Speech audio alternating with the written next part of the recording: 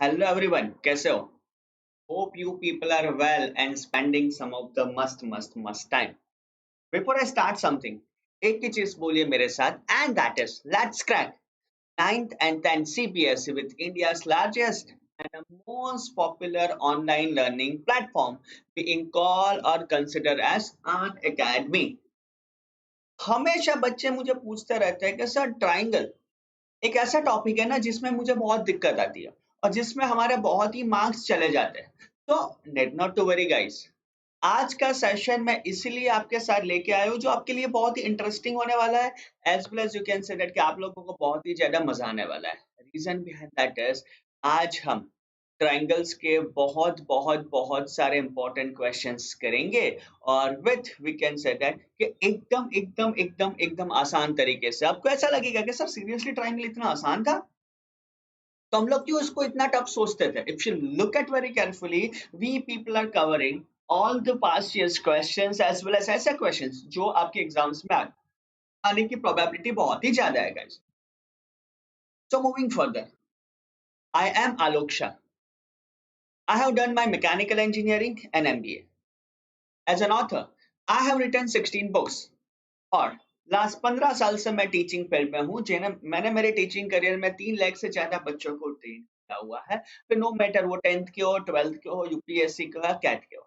As well as when I was in 10th, मेरा maths का score था 100 out of 100 और मेरा साइंस का स्कोर था 99 आउट ऑफ 100। और यही strategy I want to prepare और फोकस ऑन यू दैट। अब गाइस, अगर आपने अनअकैडमी की लर्निंग ऐप डाउनलोड नहीं की है तो फटाफट ये ऐप डाउनलोड कर दीजिए। ये iOS में भी अवेलेबल है, एज वेल एज आप बोल सकते हो कि एंड्रॉइड यानी प्ले स्टोर में भी अवेलेबल है। यानी कोई भी आप स्मार्टफोन यूज करते हो, डिड नॉट टू वरी, कोई भी आप स्मार्टफोन यूज कर रहे हो, कोई टेंशन लेने की जरूरत नहीं है। आपको ये ऐप मिलेगी ही। क्यों डाउनलोड करनी है? सो बहुत सारे यहाँ पे लाइव क्लासेस आ रहे हैं, बहुत ही आप बोल सकते हो कि बेस्ट वीडियोस आ रहे हैं। दूसरी चीज कि यहाँ पे daily we will be conducting lots of free special classes जो पूरा दिन कहीं ना कहीं अलग अलग फैकल्टीज आके फ्री में स्पेशल क्लास लेते हैं। On the spot will be conducting the poll, will be conducting the quizzes और आपको आपका रिजल्ट भी मिल जाता है, तो जो आपके लिए और ज्यादा सही है और ज्यादा फायदे कारक है। राइट, अब सीधा बोल सकता हूँ। अब एडिशनली आप यहाँ पे बोल सकते हो कि मैं भी डेली 2 बजे यहाँ पे लाइव होता हूँ, सो दैट आप आओ, ये क्लासेस ज्वाइन करो and I can tell you that कि आप लोगों को ये स्पेशल क्लासेस में बहुत ही ज्यादा मजा आएगा। Additionally we do have our platform जिसको आप बोल सकते हो Unacademy plus.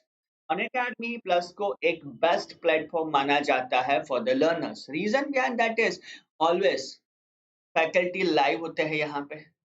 You can also watch the recording, आपको जितना आवर्स देखना है रिकॉर्डिंग इतना देख सकते हो, जितनी बार रिकॉर्डिंग देखना है इतनी बार देख सकते हो। जैसे रात को 2 बजे आप उठे या तो आपने गेम खत्म किया और बोला चलो 1 घंटा पढ़ाई कर लेते हो, that is fine, you can do that.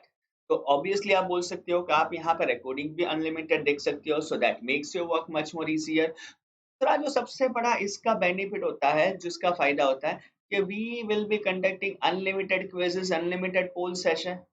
We have a lots of we can say that strategy kind of videos, or you will get a chance to learn from some of the best faculty। जैसे अभी मेरा भी area related to circles हो रहा है, as well as I be dealing with even a statistics kind of stuff guys. और ये सब चीज आप बोल सकते हो कि बहुत ही कम चार्जेस में आपको मिल रहा है। जैसे अगर आप कोड यूज करते हो ALOK आलोक 1, ये भूलना मत, आलोक 1 could be my subscription code.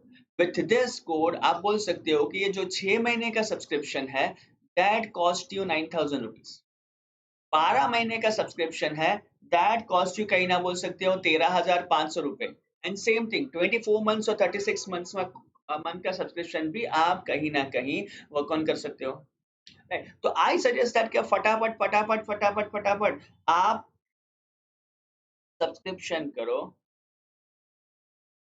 करो, and let's join together even on a plus platform guys। right?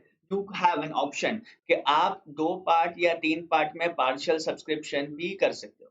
आप 2 या 3 पार्ट्स में पार्शियल सब्सक्रिप्शन भी कर सकते हो, जो आपका काम और ज्यादा आसान और ज्यादा इजी बना रहा है। अब आज के क्लास में हम लोग पास्ट ईयर में पूछे गए ट्रायंगल्स के क्वेश्चंस, या तो आप बोल सकते हो कि ऐसे कुछ क्वेश्चन जो एग्जाम्स के लिए बहुत ही इंपॉर्टेंट है, वो क्वेश्चंस कहीं ना कहीं डिस्कस करने वाले हैं गाइस। अब कोई बोलता है कि सर ट्रायंगल का सबसे सबसे सबसे आसान सा या सबसे आईएमपी थ्योरम कौन सा। तो देखो एक चीज तो फिक्स हो गई है कि ट्रायंगल में से एक थ्योरम कंपलसरी आपकी बोर्ड एग्जाम में आता ही आता है। एक थ्योरम ट्रायंगल में से आपकी बोर्ड एग्जाम्स में आता ही आता है, और ये जो प्रोबेबिलिटी है ना, वो प्रोबेबिलिटी 99.99% की है। 99.99% प्रोबेबिलिटी है कि भाई एक क्वेश्चन आपके एग्जाम्स में आएगा आएगा आएगा और आएगा ही है। तो अब पहली चीज आप बोल सकते हो कि सबसे पहली चीज आपको फाइंड करनी पड़ेगी बीपीटी, कि भाई बीपीटी जो बेसिक प्रोपोर्शनैलिटी थ्योरम है, तो वो आपको सबसे पहले करना है।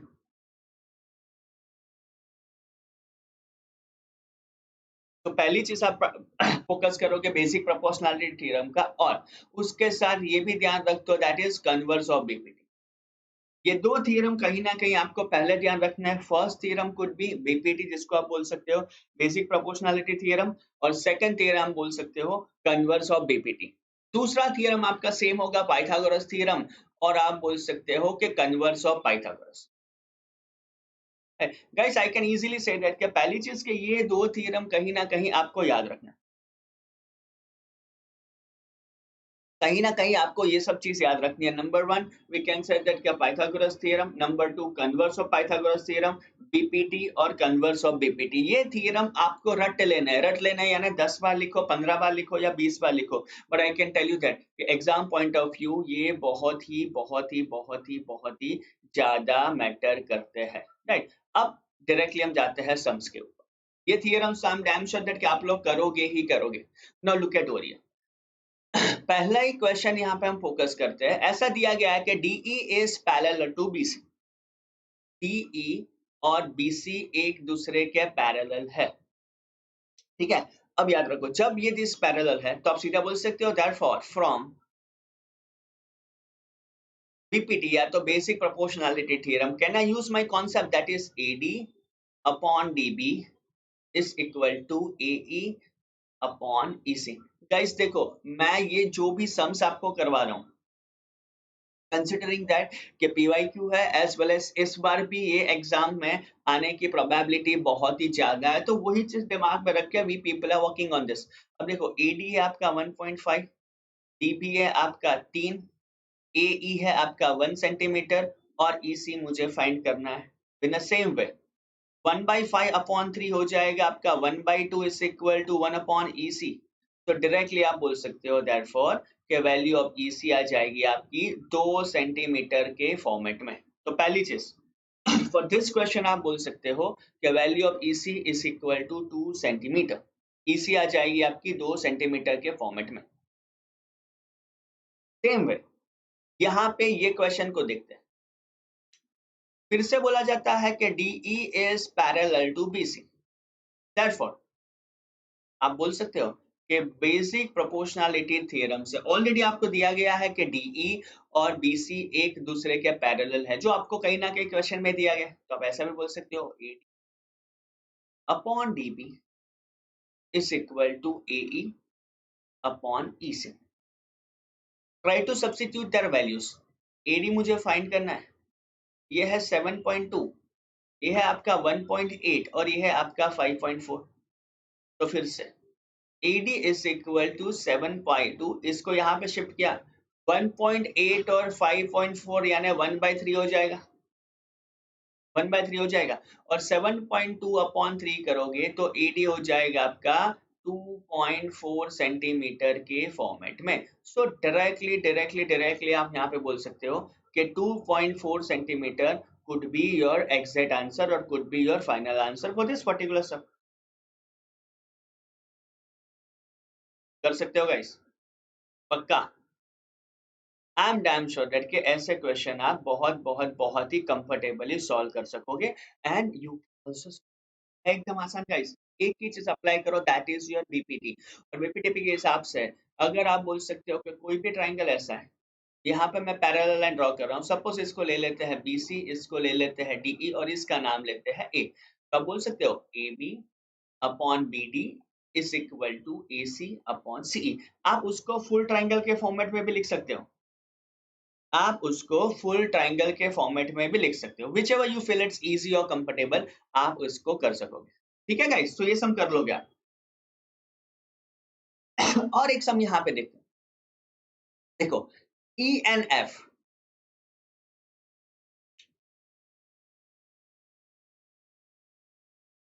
ये इजी वाला क्वेश्चन है। फिर से ये फिगर के मत जाना, ये फिगर है दूसरे डायग्राम की है। E and F are the points on the side PQ and PR respectively, right? Let me make it more easier for you. अब आपको ज्यादा समझ में आएगा। E and F are the points on the sides PQ and PR respectively of triangle PQR। अब देखो यार, एक ट्राइंगल PQR वर्क ऑन कर लो, P Q और R, ये आपने कहीं ना कहीं लिख लिया। अब आपको ऐसा बोला जाता है अब आपको ऐसा बोला जाता है कि E और F are the points on the side PQ। PQ के ऊपर E है और PR के ऊपर F है। State whether EF is parallel to QR। आपको ये फाइंड करना है कि EF और QR एक दूसरे के पैरेलल है कि नहीं है। कैसे कर सकते हो गाइस? सेम चीज, PE upon EQ is equal to PF upon FR। यहाँ पे हम लिख रहा हूं मैं PE upon EQ is equal to PF upon FR। अगर ये सेम होता है तो आप बोल सकते हो कि लाइंस आर पैरेलल, और अगर ये सेम नहीं होता है तो आप बोल सकते हो कि लाइंस आर नॉट पैरेलल। ठीक है, ये जो सेकंड वाला क्वेश्चन है वो कहीं ना कहीं बोर्ड के एग्जाम्स में पूछा गया था, एंड दैट्स रीजन मैं यहाँ पे तीनों क्वेश्चन को ले रहा हूँ। अब देखो, पहले दिया गया है PE is equal to 3.9 centimetre, EQ दिया गया है आपका 3 सेंटीमीटर, PF दिया गया है 3.6 सेंटीमीटर और FR दिया गया है आपका 2.4 सेंटीमीटर।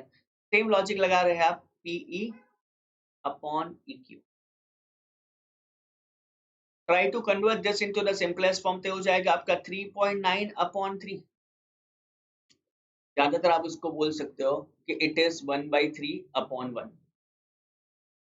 PF अपॉन FR बोल सकते हो, तो PF है आपका 3.6, FR है आपका 2.4, तो ये तो हो जाएगा आपका 3/2 के फॉर्मेट में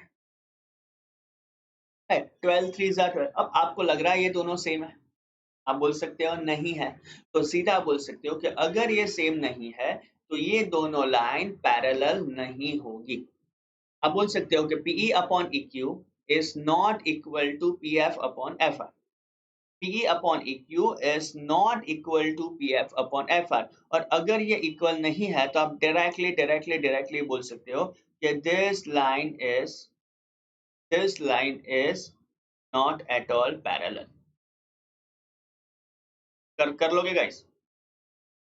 पक्का? चलो और आगे बढ़ते हैं with the same kind of stuff. Second वाला सर, देखो यहाँ पे PE दिया गया है 4, मैं यूनिट स्पेसिफाई नहीं कर रहा हूँ, आपको एग्जाम्स में कंपलसरी ये करना है। QE दिया गया है 4.5, PF दिया गया है आपको 8 और RF दिया गया है 9। देखो, we'll work in this way, PE upon EQ is equal to 4 upon 4.5। थोड़ा इजी बने इसलिए आप इसको बोल सकते हो 40 अपॉन 45, जिसको सिंपलेस्ट फॉर्म में आप बोलोगे 8 अपॉन 9। PF अपॉन RF करोगे तो भी 8 अपॉन 9 है, ये क्या हो गया 8 अपॉन 9, 8 अपॉन 9 दोनों की वैल्यू सेम आ गई गाइस, तो आप डायरेक्टली बोल सकते हो देयरफॉर ये दोनों लाइंस एक दूसरे के पैरेलल है। अगर ये सेम आ गया, अगर ये सेम आ गया तो directly we can say that कि ये जो साइड्स है ये साइड्स एक दूसरे के पैरेलल है। समझ रहे हो? तो याद रखो, अगर सेम है, अगर सेम है तो दे आर पैरेलल, अगर सेम नहीं है तो आप बोल सकते हो कि they are not at all parallel. कर लोगे गाइस? पक्का? पक्का हो जाएगा? पक्का वाला प्रॉमिस? चलो तीसरे में जाते हैं। अब आपको मुझे वर्बली बताना है, we are not wasting the time because ये चीज बहुत ही ईजी है। PQ 1.28, PR 2.56, PE 0.18, PF 0.36, क्या वो पैरेलल लिख रहा है? डायरेक्टली थर्ड पे जाते हैं। अब थर्ड में रेशियो दिया गया है कंप्लीट का, देखो PE अपॉन आप बोलोगे PQ अप टू फुल, तो PE की वैल्यू है 0.18 और PQ की वैल्यू है 1.25, तो ये हो सकता है डायरेक्टली आपका 18 अपॉन 125 128 सॉरी। अब देखो मैं ज्यादा सिंप्लीफाई नहीं करूंगा, जरूरत पड़ी तो आई विल बी डूइंग दैट। और राइट हैंड साइड दिया गया आपका PF अपॉन PR, PF है 0.36 और PR है आपका 2.56, फिर से इसको सिंप्लीफाई करोगे तो ये भी आ जाएगा आपके 18 अपॉन 128, दोनों वैल्यू सेम है, तो आप डायरेक्टली बोल सकते हो कि ये जो क्वेश्चन है वो कहीं ना कहीं पैरेलल है, ये पैरेलल है,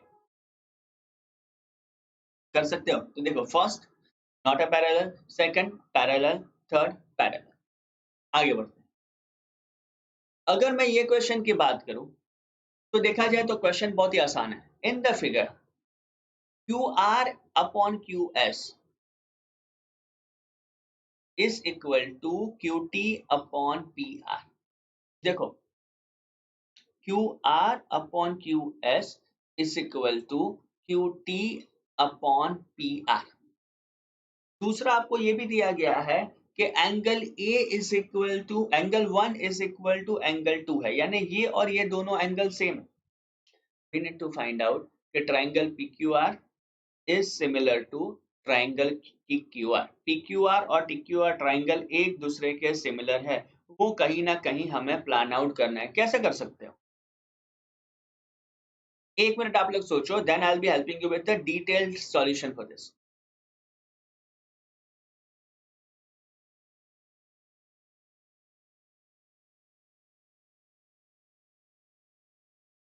चलो अब देखो, पहली चीज, if I look at this diagram very carefully, तो angle 1 is equal to angle 2 has been given, तो मैंने यहाँ पे लिखा है। अब आपको ये भी पता है कि अगर मैं बात करूंगा ट्राइंगल PQS की,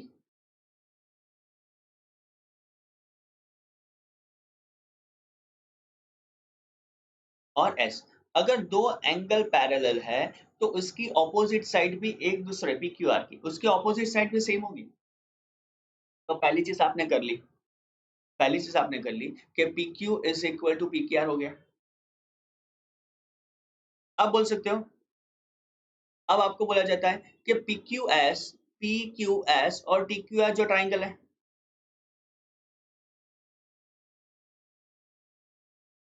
अब क्या करोगे?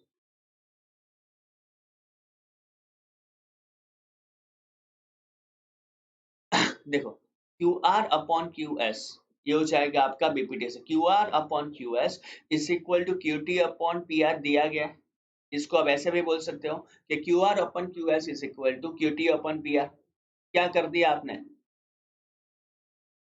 फिर से आप बोल सकते हो कि दोनों एंगल सेम हो जाएंगे बिकॉज PQ और PR, तो आपने यहाँ पे प्रूव कर दिया है। तो जहां पे आप PQ लगा सकते हो वहां पे आप PR की जगह पे PQ भी लगा सकते हो, और दैट्स द रीजन आपका हो जाएगा angle PQS is equal to angle TQR और इज इक्वल टू एंगल 1 हो गया। एंड दैट मीन्स दैट कि साइड एंगल साइड सिमिलरिटी आपने वर्क ऑन कर दी, और ये सिमिलरिटी से आप बोल सकते हो कि दोनों सिमिलर हैं। कर सकते हो पक्का? चलो, और ऐसा ही एक क्वेश्चन मैं आपको देता हूँ। ये क्वेश्चन कहीं ना कहीं एरिया रिलेटेड है, ये क्वेश्चन कहीं ना कहीं एरिया रिलेटेड वाला क्वेश्चन है। ठीक है, तो क्या करोगे?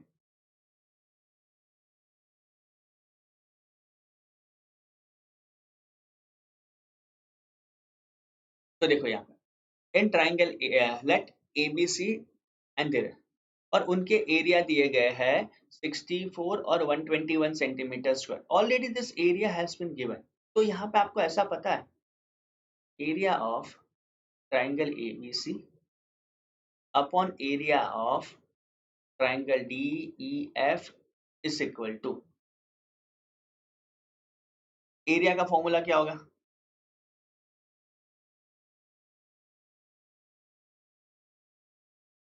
एरिया का फॉर्मूला क्या होगा गाइस? आप सीधा बोल सकते हो स्क्वायर वाला।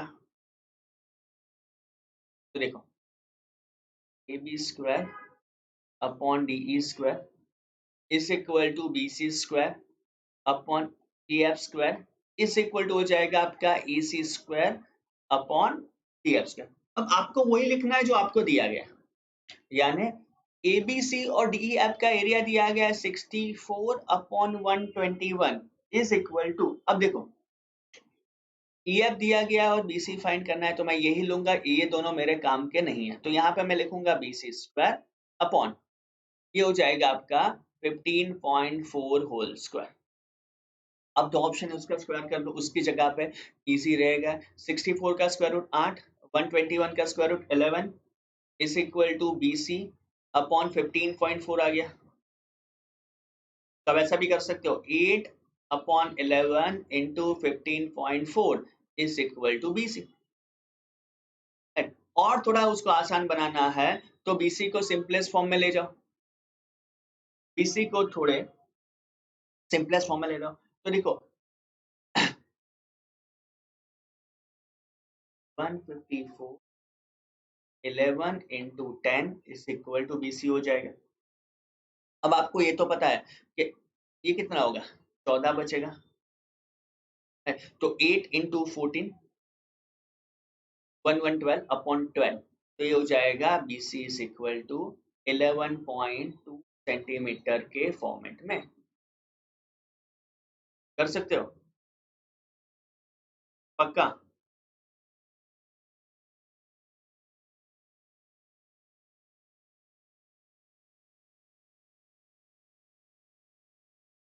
चलो अब आगे जाते हैं और एक क्वेश्चन के लिए। ये क्वेश्चन बोर्ड के एग्जाम में आने वाला बहुत बहुत बहुत बहुत बहुत ही इम्पोर्टेंट क्वेश्चन है, और मेरी मानो तो इस बार भी you will be getting this question, इस बार भी आपको ये क्वेश्चन आएगा आएगा और आएगा ही। अब कैसे सॉल्व करेंगे इसको? Think for a minute, 1 minute यहाँ पे सोचो कि किस हिसाब से आप ये क्वेश्चन को सॉल्व करोगे।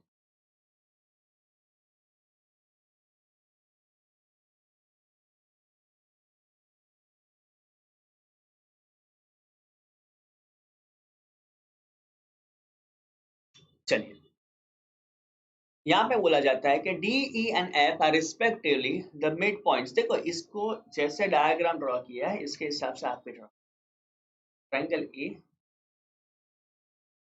और सी, पहले ये कर लो।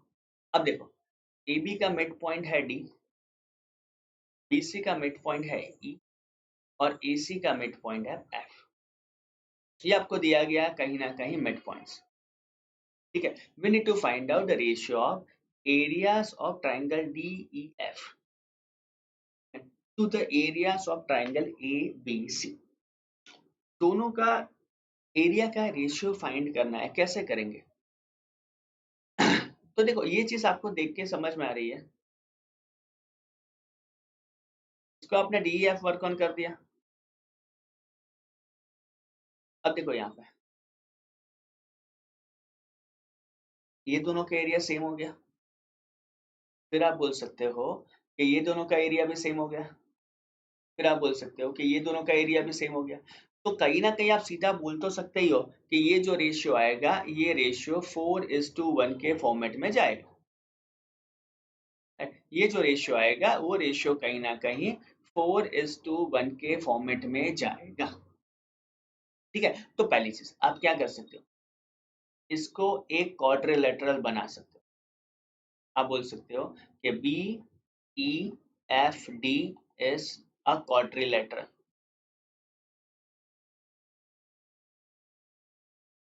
इसका मतलब ये हुआ देयरफॉर ट्राइंगल डी बी ई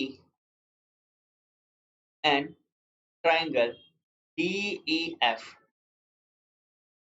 अगर मैं ये दोनों ट्राइंगल के अंदर देखता हूँ डी बी ई और डी ई एफ में, तो पहली चीज आप बोल सकते हो कि D B is equal to E F. पहली साइड हो गई, क्यों? ऑपोजिट साइड तो अपन parallelogram. Then we can also यार write in this way, B E is equal to D F. Side, ये भी साइड हो गई, और सीधा D E is equal to D E, ये भी साइड हो गई, यानी तीनों साइड हो गई। तब सीधा बोल सकते हो therefore from S S S, यहाँ पे एस एस एस प्रॉपर्टी से आप बोल सकते हो कि triangle D B E is similar to triangle D E F. ये दोनों एक दूसरे के सेम आ गए, तो इसका एरिया सेम होगा।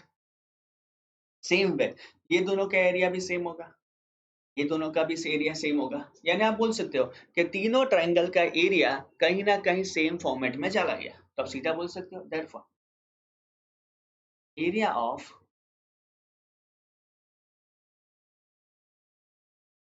Triangle A B C is equal to triangle A D F का area plus triangle B D E का area plus triangle D E F का area plus triangle E F C का area बोल सकते हो। अब ये चारों सेम है, तो उसको बोल सकते हो 4 into triangle D E F, ये चारों का एरिया सेम हो जाएगा। right? और सीधा बोल सकते हो देयरफॉर, आपको D E F and A B C बोला है, तो area of triangle D E F upon area of triangle A B C, ये हो जाएगा आपका डायरेक्टली 1/4 के फॉर्मेट। राइट, याद रखो डी ई एफ छोटा है और ए बी सी बड़ा है, तो जिसको आप डायरेक्टली 1/4 के फॉर्मेट में लिख सकते हो या तो वर्क ऑन कर सकते हो जाएगा गाइस।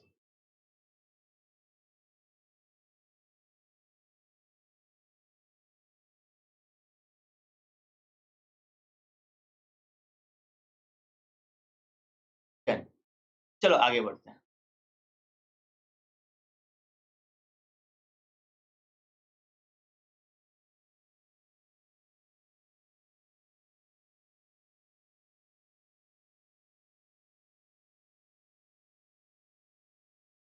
ये था इसका कंप्लीट प्रूफ। आप इस हिसाब से भी ये सम को कर सकते हो। कोई बोलेगा कि सर क्या मैं ये सम को मिड पॉइंट थ्योरम से शॉर्ट आउट कर सकता हूँ? तो that is also absolutely fine. आप ये सम को मिड पॉइंट थ्योरम से भी शॉर्ट या सॉल्व या शॉर्ट आउट कर सकते हो। ठीक है, चलो चलो चलो और आगे बढ़ते हैं। यहाँ पे क्वेश्चन ऐसा बोला जाता है कि sides of two similar triangles are in the ratio of 4:9, then the ratio of their areas. तो आप बोल सकते हो area of triangle 1 upon area of triangle 2 is equal to side 1 और अपॉन साइड 2 का स्क्वायर। साइड का square आ जाएगा। तो अगर ये रेशियो जा रहा है 4:9 के फॉर्मेट में, तो उसके स्क्वायर्स का रेशियो जाएगा आपका 16/81 के फॉर्मेट में। तो आप सीधा बोल सकते हो कि एफ ट्राइंगल का रेशियो जा रहा है 4:9 के फॉर्मेट में। if the ratio of the triangles could be in the format of 4:9, तो उसका जो स्क्वायर्स का रेशियो है वो डायरेक्टली जाएगा आपका with the format of 16/81। So directly आप बोल सकते हो कि 16/81 could be your final answer. अब और एक क्वेश्चन यहाँ पे पोल वाला देख लेते हैं। Two poles of heights 6 meter and 11 meter.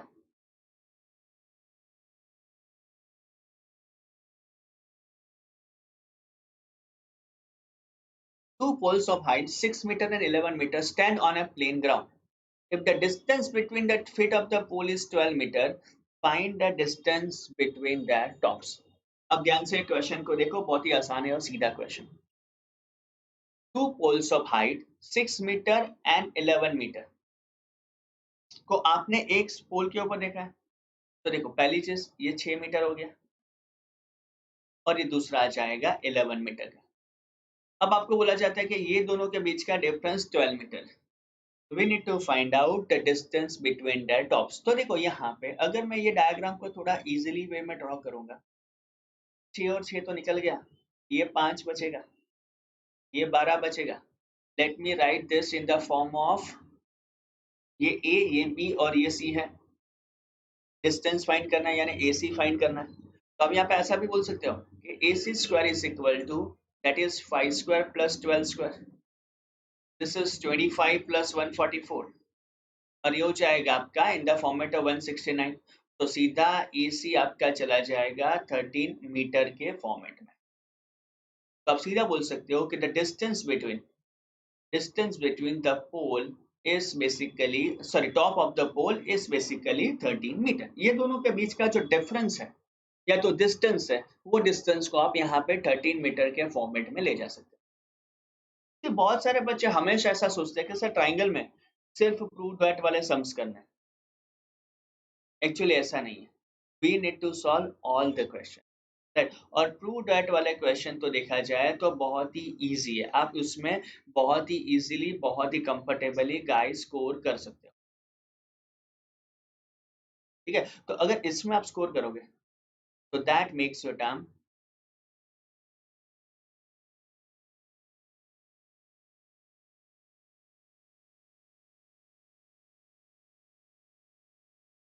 चलो और आगे बढ़ो।